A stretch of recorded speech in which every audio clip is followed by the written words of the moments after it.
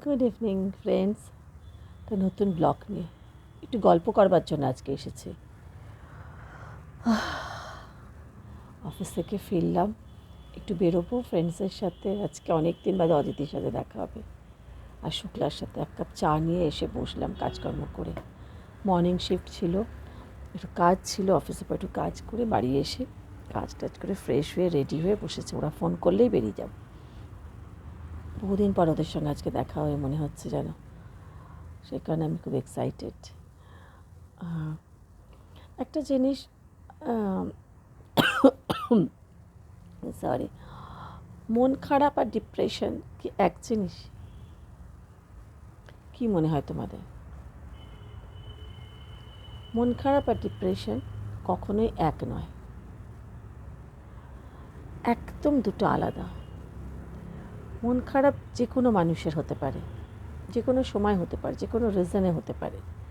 মন খারাপ একটা ইমোশনস, ডিপ্রেশনের সঙ্গেও ইমোশনস থাকে, কিন্তু ডিপ্রেশনটা একদম অ্যাকিউট হয়ে যায়। মানে মন খারাপটাই যদি খুব অধিক মাত্রায় হয়ে যায়, যখন আমার কিছুই ভালো লাগছে না, সব সময় কিছু ভালো লাগছে না, একটা নেগেটিভিটি মোডে চলে যায়, যখন আমার কোনো কিছুতেই আমরা খুশি হচ্ছি না, সে বাড়ির লোকের সাথে, একা থেকে, মুভি দেখে, গান শুনে, বন্ধুদের সাথে, অফিসে গিয়ে, রাস্তায় চলতে গিয়ে, যে বৃষ্টিকে তুমি পছন্দ করতে সেই বৃষ্টিকে তোমার পছন্দ হচ্ছে না, যে মানুষটাকে তুমি পছন্দ করতে সেই মানুষটাকে পছন্দ হচ্ছে না, যে রেস্টুরেন্টে যেতে ইচ্ছে করতে সেটা তোমার পছন্দ হচ্ছে না, কিছুই তোমার পছন্দ হচ্ছে না। তুমি দিনে 4-5 বার করে স্নান করতে, শাওয়ার নিতে, তুমি স্নান করা বন্ধ করে দিলে। শুধু তোমার মনে হচ্ছে কিছু ভালো লাগছে না, কিছু ভালো লাগছে না, ভালো লাগছে না, ভালো লাগছে না, আর শুধু তুমি কাঁদতে থাকবে। তোমার যেন মনে হবে আমি আমার ঘর থেকে বেরোবো না। তোমার একটা ইনসিকিউরিটি, তোমার মধ্যে একটা ভয়, সবসময় তোমার মনে হবে যে আমি কি এটা করতে পারবো না। যে তুমি সব কিছু করতে পারতে, হঠাৎ ওয়ান ফাইন মর্নিং তোমার মনে হবে যে আমি এটা কিছু করতে পারছি না, আমি পারবোই না। তুমি তাকে হাজার বোঝালো, সে বলে আমি এটা করতে পারবো না, নাই পারবো না, না আমি ওষুধ চেয়ে খেয়েছি, যাই বলবে সেটাতেই সে ডিনায়াল মোডে চলে যায়। সেটা তখন বুঝবে, তখন সেটা ডিপ্রেশন, শুধুই তার মন খারাপ। মনে হবে ঘরে দরজা বন্ধ করে বসে থাকি, মনে হবে ঘর অন্ধকার পড়ে, আলোকে ভয় পাবে। মানে কোনো কিছুই একটা রেস্টলেস ভাব, কোনো কিছুই মনে হয় না। তার জন্য ডক্টররা অনেক যে ওষুধগুলো দেয় না, সেগুলোতে ভীষণ ডাউজি থাকে, ঘুম ঘুম পায় সব সময়, হয়তো সব কাজই করছে, কিন্তু কিছু হয়তো এই জায়গাটা ঢুকছে না। যখন বাবা আমার মারা যায়, আমি তোমাদের আগেও বলেছি, 2014 বাবা মারা যায়, 2013 আমার বাড়িতে ডাকাতি হয়, তারপরে একটা চরম খারাপ সময় আমার কাছে। 2016 থেকে আমি আবার একটুখানি নিজেকে বলতে পারো আমি কাম আউট করতে শুরু করি আর কি ওই ব্যাপারটাতে, ওই ডিপ্রেশন। বাট একটা জিনিস তুমি জানো, আমি দ্যাট মোমেন্ট আমার তার মধ্যে ভয় ছিল, এই বাড়িতে ডাকাতি হয়ে গেছে, এই বাড়িতে বাবা নেই, আমি রাত্রে কী করে থাকবো। আমার বন্ধুদের বাড়িতে কখনো থাকতাম, তোমাকে বলেছি কুমকুমের বাড়িতে থাকতাম, তারপরে কুমকুমরা বলে আয়া রাখার জন্যে, তো আয়া রাখলাম, যে রাত্রিবেলা এসে ঘুমোতো আমার সাথে, আর সকাল উঠে চলে যেত। আমার মনে হলো ওরে বাবা, এটা তো আরও ডেঞ্জারাস মনে হচ্ছে। আমার ঘুম পাচ্ছে না, ও ঘুমিয়ে পড়ছে, বা আমি যদি ঘুমিয়ে পড়ছি, ও তো আমাকে যে কোনো লোককে ঢুকিয়ে দিতে পারে ঘুমের ওষুধ ফষুধ দিয়ে। এটা তো আরও ভয়ঙ্কর, রাখা যাবে না। আমাকে একা কিছু করতে হবে, আমাকে একা থাকতে হবে, ইটস মাই লাইফ। আমাকে একা থাকতে হবে, আর আমাকে ভালোভাবে বাঁচতে হবে। বাবা আর কোনোদিন ফিরবে না, আমাকে চাকরি করতে হবে, আমার ফ্যামিলিকে আমাকে চালাতে হবে, নিজেকে ঠিক করতে হবে। তো দেন আমি তখন ডক্টর অনিরুদ্ধর কাছে গেলাম, ফোন করে ওনাকে বললাম এরকম প্রবলেম হচ্ছে আমার, সাইকিয়াট্রিকের কাছে মিট করলাম। তারপর ওনাকে আমার বাড়িতে ডাকলাম একদিন, উনি এলেন, ওনাকে আমি পুরো ব্যাপারটা বললাম যে আমাকে এরকম কোনো মেডিসিন দিতে হবে যে আমি ডিনারের পরে খাবো, খেয়ে ঘুমিয়ে পড়বো, কিছু মাথার মধ্যে আমার আসবে না, ভয় টয় এসব কিছু। সকালবেলা উঠে আমার যেন মুডটা ফ্রেশ হয়ে যায়, আমি ওগুলো ভুলতে চাইছি। তো উনি আমাকে দুটো মেডিসিন দিলেন, আমাকে বলে আপনি নিজেই বুঝতে পারবেন যে আপনার কবেটা বন্ধ করার দরকার, আমার কাছে আসতে হবে না। বিশ্বাস করুন, ওই দুটো মেডিসিন আমার কাছে একটা নতুন লাইফের মতো হয়ে গেল, লাইফ দিল আমাকে। হোল নাইট আমি বসে বসে সিটি দেখতাম, একটার পর একটা সিনেমা দেখতাম। যেসব বন্ধুরা বাইরে থাকে তাদের বলতাম আমাকে ফোন কর, যারা বিদেশে থাকে।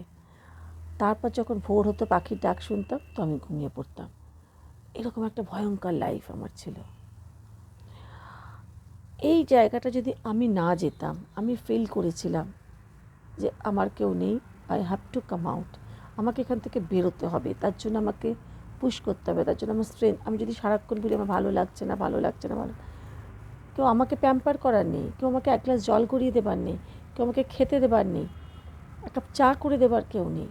আর মেন্টাল হেলথ ইস্যুস আর্ধেক লোক বোঝে না। অনেকের কাছে এটা ড্রামা মনে হয়, অনেকে ভাবে এটা কাজ করার জন্য করবে না বলে বলছে। না, তোমার অফিসের লোকেরা তোমায় বুঝবে, কেউ বুঝবে না। তোমাকে বুঝতে হবে, তোমাকে কারেক্ট করতে হবে। যদি কারোর বাড়ির লোকেরা বোঝে সেটা তার অনেক বেশি পাওনা হলো, এক্সট্রা পেলো আমি বলবো। তো আমি তখনই এই ডক্টরের সাথে কথা বলে মেডিসিন চালু করলাম। বিশ্বাস করবে না, উইদিন আ উইক আমি বুঝতে পারলাম আমি কতটা ভালো আছি। আমি ফিল করলাম যে আমি কত ভালো আছি, আমার কোনো ভয় করছে না, আমি একা একা থাকতে পারছি। পাগলের মতন আমি করতাম, ওরকম করছি না। মানে সব কিছু এনেকে আমার সেট হয়ে গেল আমার মনে হলো। তারপর আস্তে আস্তে স্টপ দ্য মেডিসিন কিছুদিনের মধ্যেই। তো আমি আমার এই ডিপ্রেশনটাকে ওই অ্যাকিউট স্টেজে যেতে দিইনি।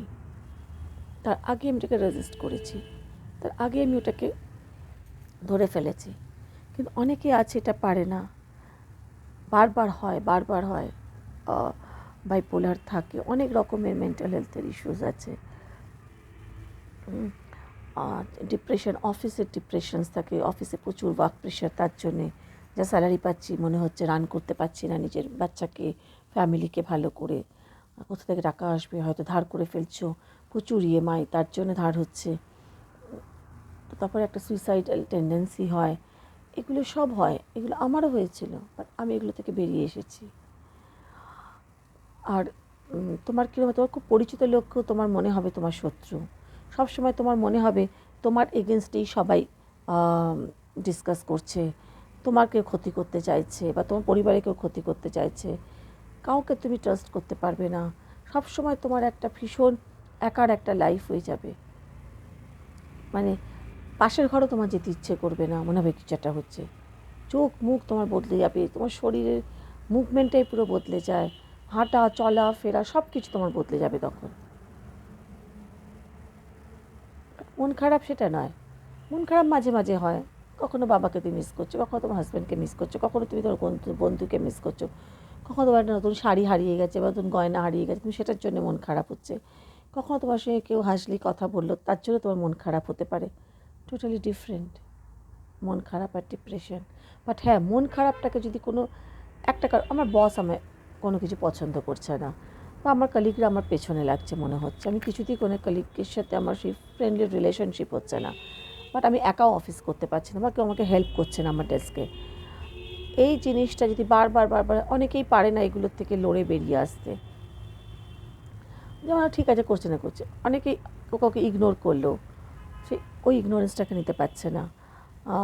কেউ কাউকে হার্ট করে কথা বললো বা ডিচ করলো, চিটিং করলো, নিতে পারছে না। বারবার কারোর লাইফে তুমি হয়তো রিজেক্টেড হয়ে যাচ্ছ, বারবার তোমাকে কোনো পুরুষ বলো, কোনো ফ্রেন্ড বলো, বা তোমাকে নিয়ে ফ্রেন্ড সার্কেলে মজা করছে, সেখান থেকেও তোমার একটা ডিপ্রেশন স্টার্ট হতে পারে। ম্যাক্সিমাম ক্ষেত্রে আমি দেখেছি অফিসে, যেখানে মেয়েদের স্কুলে কোনো এক টিচারকে বুলি করতে শুরু করে, তাকে নন কোঅপারেট, তাকে এক ঘরে করে দেওয়ার মতন, তাকে কোনো কেউ কোঅপারেট করছে না। সবাই মিলে হাসছে, মজা করছে, খাবার দাবার খাচ্ছে, তাকে কোনো কিছুর মধ্যে ঢোকাচ্ছ না, সে গেলেই কথা বলছো না, বা তাকে কোনো কিছু কিছু শেয়ার করছো না, তার সিনিয়ররা হয়তো তাকে বকছে তার জন্যে। এই জিনিসগুলো হতে হতে হতে হতে সেই মানুষটা একটা নিজের জগৎ তৈরি করে ফেলবে, হ্যালুসিনেট করতে থাকবে, তারপর সেটা একটা ডিপ্রেশনে চলে যায়। সবাইকে ভয় পেতে লাগে, কোনো কিছু ফেস করতে পারে না, নিজের কনফিডেন্সটাকে পুরো শেষ করে দেয়। অকারণে তুমি কাঁদবে, অকারণে তুমি কিছু সবাই সব কিছু নিয়ে টেনশন করতে থাকবে, অনেক কাজে টেনশন করে। এই বর বেরোলো, এখনও ফিরছে না, এখনও অফিস পৌঁছলো না, এখনও ওটা হলো না, তার রাস্তায় অ্যাক্সিডেন্ট হয়েছে, হ্যালুসিনেট করবে। গাড়ি নিয়ে যাচ্ছে, নিশ্চয়ই কিছু হয়েছে, এই ফোন বিজি, তার মানে নিশ্চয়ই কিছু হয়েছে। তারপর যদি সন্দেহ করা আছে, সন্দেহবাদী যে ডাউট করতে থাকে, ফোন বিজি, তার মানে নিশ্চয়ই অন্য কারোর সাথে কথা বলছে। মানে এই জিনিসগুলো না একটা ডিসঅর্ডার। আর এই ডিসঅর্ডারগুলোকে ইনডালজ যদি তুমি করতে থাকো, এটা তোমার একটা সাংঘাতিক জায়গায় চলে যাবে। অনেকের আছে একটা পটি নিয়ে প্রবলেম, পরীক্ষা যাবে, পরীক্ষা হবে, নার্ভাসনেস থেকে বারবার মনে হবে মনে টয়লেট চাইছি, মানে আমি টয়লেট চাই, যদি রাস্তায় পেয়ে যাই এটা হয়, যদি অফিসে গিয়ে এটা করতে হয়, অফিসে তোমাকে প্রেজেন্টেশন দিতে হবে, তুমি বাথরুমে গিয়ে বসে আছো হয়তো, নার্ভাস, কনফিডেন্সটা তোমার ডেভেলপ হয়নি, তুমি ইনসিকিউর ফিল করছো। অনেক আছে স্টেজে মঞ্চে যাবে, বক্তব্য রাখবে, তুমি ভীষণ ভালো বক্তব্য রাখো, কিন্তু হঠাৎ তোমার এরকম টাইপের একটা হচ্ছে, বা মনে হচ্ছে বাথরুম পাচ্ছে, টয়লেট পাচ্ছে। It's a phobia. অনেকে ম্যানিয়া আছে, আগে থেকেই এতখানি জার্নি করব, আমার আগে থেকেই মনে হচ্ছে টয়লেট পেয়ে যাবে। অনেকের এগুলো অ্যাকিউট প্রবলেমও আছে, যাতে ক্রনিক পেটের প্রবলেম, তারা কি অফিস টফিস করছে না, কিন্তু তারা কেউ প্রচণ্ড ভয় পেতে থাকে। সত্যি তো, যখন খুশি যেখানে খুশি টয়লেট পেলে কত অসুবিধে হয়, কিন্তু এগুলোকে ট্রিটমেন্ট করতে হবে, এগুলো ট্রিটমেন্ট আছে, এগুলো ট্রিটমেন্ট করতে হবে। কোনো মন খারাপ যদি বারবার রেকরিংয়ের মতন হয়, মন খারাপ লাগছে ভীষণ, কিছু ভালো লাগছে না, কিছুই ভালো লাগছে না, রান্না করতে ভালো লাগে না, তুমি রান্না করতে হয়তো খুব ভালোবাসতে, তোমার ভালো লাগছে না, শপিং করতে ভালোবাসতে, তোমার শপিং করতে ভালো লাগছে না, বাড়িতে লোক এলে তুমি বিরক্ত হচ্ছে, তোমার ভালো লাগার টিভি সিরিয়াল তোমার দেখতে ইচ্ছে করছে না, ভালো বই তোমার পড়তে ইচ্ছে করছে না, তার মানে তুমি বুঝবে কিছু একটা তোমার সাথে হচ্ছে। লাইফে এত বিউটিফুল লাইফের মজাটাই আর তুমি পাচ্ছ না, তো তোমাকে ডক্টর দেখাতে হবে, তোমাকে কাউন্সেলিং করতে হবে। আর এগুলো আজকাল বলে না, এক্ষুনি করতে হবে, এক্ষুনি। মন খারাপ লাগলে তক্ষুনি বেরিয়ে পড়ো কাঁধে ব্যাগটা নিয়ে, চল সিনেমা দেখে চলে আসি, এরকম তোমায় করতে হবে। আমার বাড়িতে আসবে লোকজন, আবার চা বানাবো, এই সিরিয়ালটা দেখছিলাম ভালো লাগছে, এই জিনিসগুলোকে বন্ধ করার দরকার। লোকের সঙ্গে মিশতে হবে, হতে পারে না পৃথিবীতে সবাই খারাপ লোক।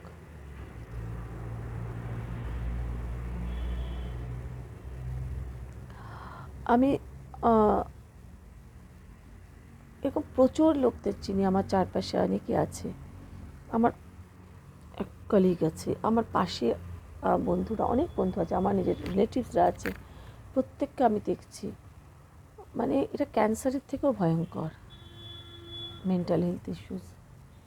আগে আমি অনেক ওয়ার্কশপ করেছি, সেখানে প্রচুর লোকজন এসে কথা বলতে আসতো, কত রকমের, কত ফ্যামিলিতে প্রবলেম, সব মেন্টাল হেলথ ইস্যুস। আমরা নিজেরা পারবো, যদি নিজেরা না পারি ডক্টরের হেল্প নেব। পাগল বলবে, লোকে পাগল ভাববে, এরকম একটা অদ্ভুত ব্যাপার আছে, কেউ পাগল ভাবে না। আজকালকার যে সোসাইটি, ফিল্ম স্টার থেকে শুরু করে দেখো, সবাই এখন ওপেন আপ, সবাই বলে আমাদের ডিপ্রেশন হয়েছিল, মন খারাপ হয়েছিল, কাউন্সেলিং করেছি, নিজেকে ভালো থাকার চেষ্টা করেছি। তোমাকে কনসেন্ট্রেট করতে হবে, তোমাকে কনসিস্টেন্সি রাখতে হবে যে কোনো জিনিসের ওপরে। কনসেন্ট্রেশন বাড়ানোর জন্য তুমি যোগা করো, মেডিটেশন করো, ওয়াক করো, বই পড়ো, গান শোনো। আমি আমার লাইফকে চেঞ্জ করেছি। আজ আমি যে কথাগুলো বলছি, এগুলো আমি যা ছিলাম আর যা হয়েছে, এবং কেউ আমাকে সেটা পাশে কেউ বলেনি তুই ডাক্তার দেখা বা এটা কর, আমি করেছি, আমি বুঝেছি, আমি করেছি। আবারও যদি কখনো মনে হয় আবারও করব। আমি বলেছি এই বাড়ি ছেড়ে চলে যাওয়ার জন্যে, আমি বলেছি আমি এখানে থাকবো, বাট আমি ভালো থাকবো। প্লিজ, যদি কাউর কখনো এরকম হয়ে থাকে, তোমরা প্লিজ ডক্টরের কাছে দেখাও, কাউন্সেলিং করো, আমাকে বলো, আমি তোমাদের হেল্প করব। আমার এক বন্ধুর হাজব্যান্ড মারা যাওয়ার পর ওর এরকম মনে হয়েছিল, চলতে পারছে না, প্যানিক অ্যাটাক করছে। আমি ওকে বলে এই মেডিসিনটা তুই খা, তারপর তুই চলে আয়, আমি তোকে ডক্টরের কাছে নিয়ে যাচ্ছি। অ্যাপয়েন্টমেন্টকে ডাক্তারের কাছে নিয়ে গেছি, এখনও কত ভালো আছে। প্লিজ এই অসুখের থেকে বেরোতে হবে। সারা বিশ্ব দুনিয়া এই অসুখের মধ্যে ডুবে যাচ্ছে, নেশায় ডুবে যাচ্ছে, কত বাচ্চা বাচ্চা ছেলেরা মারা যাচ্ছে। আমাদের দেশে যা পপুলেশন, কাজের সংখ্যা অনেক কম, আর এই ইএমআই চক্করে সবার লোন, সবার ইচ্ছে বাচ্চাদের র্যাট রেসের মধ্যে ফেলে দিচ্ছে। ভালো স্কুল 40,000 টাকা মাইনে পায়, 15,000 টাকা বলছে বাচ্চাদের এডুকেশন খরচা দেয়। কি হতে পারে সেই ফ্যামিলিটা, তুমি ভাবতে পারছো? নিজের আয়ের সঙ্গে ব্যয় সবসময় ব্যালেন্স করতে হবে, নাহলে তুমি ডিপ্রেশন হবেই, মন খারাপ হবে। মন তো খারাপ হবেই, মন তো ইমোশনস, দ্য ফিলিংস। মন ভালো যেমন হয়, মন খারাপও হয়, কিন্তু ওই খারাপটাকে যদি বারবার হয়, সেইটাকে তোমাকে দেখতে হবে। আমি এরকম দেখেছি, একজন ইনভাইট করেছে লাঞ্চে, তার বাড়িতে গেছি, সে ঘর দরজায় খুলে বেরোচ্ছে না। খুব বড় নাম করা একজন মানুষ, বেরোচ্ছে না ঘর থেকে, ঘন্টার পর নক করছে, বেরোচ্ছে না। প্রথমে আসছি বলছে, আবার উত্তরও দিচ্ছে না। বসেই আছি। তারপর আমি তার মেডসামিনকে বলে আমাকে খাবার দিয়ে দাও, আমি খেয়ে চলে যাচ্ছি। আমি এগুলো বুঝি বলে আমি কিছু মাইন্ড করিনি। এবার আমার সঙ্গে আরও অনেকগুলো ফ্রেন্ড ছিল, দে মাইন্ড।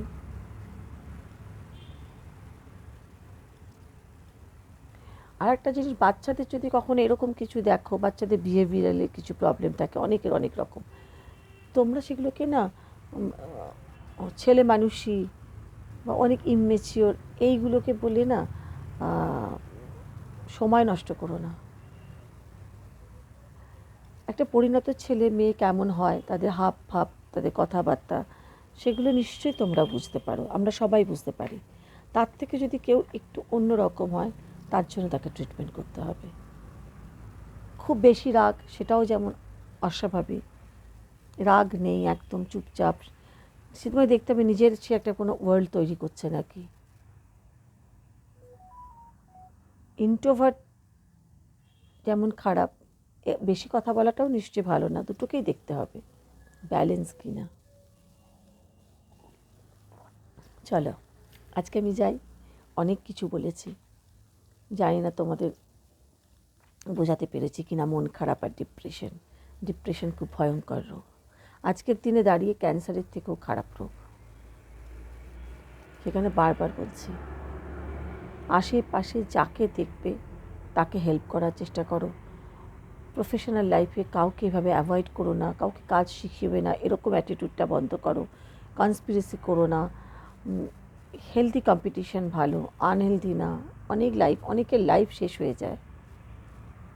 কাউকে লাইফ যদি দিতে না পারে, কাউ লাইফ শেষ করবো কেন আমরা, বলো? সামান্য কটা মাইনে পয়সা করির জন্য বা আমার প্রমোশনের জন্য আমি আরেকজনের ক্ষতি করব? সবাই তো একরকম নয়, লড়তে নাও পারতে পারে। এই জিনিস তোমার ছেলে মেয়ের সঙ্গে কখনো হবে না, তুমি কি করে জানছো? সে যদি তোমার মতন লড়াকু না হয়, তো তারও তো একটা মেন্টাল হেলথের ইস্যুস হয়ে যাবে। প্লিজ হেল্প করো। মেন্টাল হেলথ ইস্যুসের পেশেন্ট দেখলেই তাকে হেল্প করার চেষ্টা করো, তাকে খোরাক করো না, বুলি করো না। It's my request. চলো টাটা, বাই, সবাই ভালো থেকো।